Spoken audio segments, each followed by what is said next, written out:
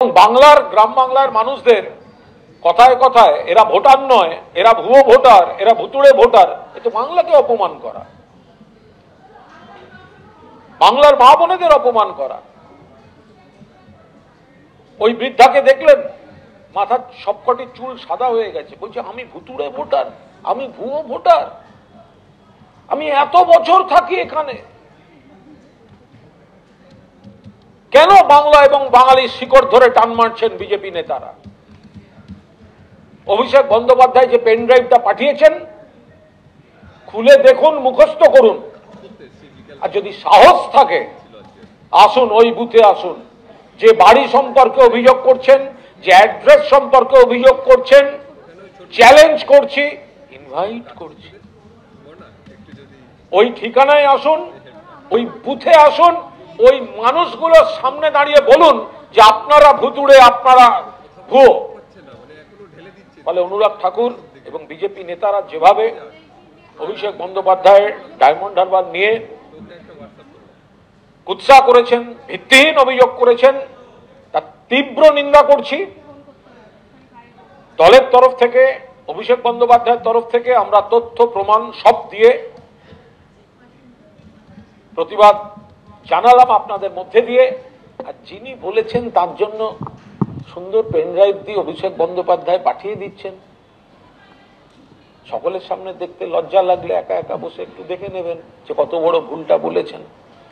আর তার সঙ্গে আমাদের ইনভিটেশনটা রইল যে এত বড় কথা বললেন, তাহলে এইটায় বুথ নাম্বার 265 আপনাকে আমন্ত্রণ করছি, অনুরাগ ঠাকুর আসুন। বুথ নাম্বার 265 N001 বাড়িটিতে মানুষরা রয়েছেন, তাদের সামনে দাঁড়িয়ে পরিস্থিতি দেখে আপনার মন্তব্য জানাবেন। এইসব মিথ্যাচার করবেন না, এসব ভিত্তিহীন অভিযোগ করবেন না, ফলস অ্যালিগেশন, বেসলেস অ্যালিগেশন করবেন না। বাংলাকে অপমান করার চেষ্টা করলে বা করছেন যেটা, সেটা বাংলার মানুষ কোনো অবস্থায় বরদাস্ত করবে না।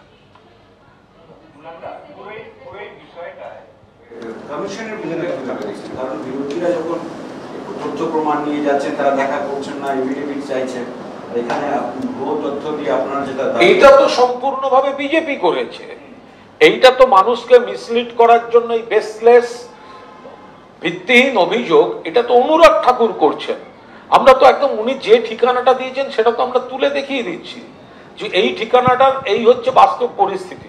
উনি যে ঠিকানাটা দিয়েছেন সেই ঠিকানাটা, সেখানে 47 জন নাম আছে, তার মধ্যে 41 জন রয়েছেন, আর 6 জন এই কারণে, এই 6 জন নেই, তার মধ্যে একজন মারা গেছে।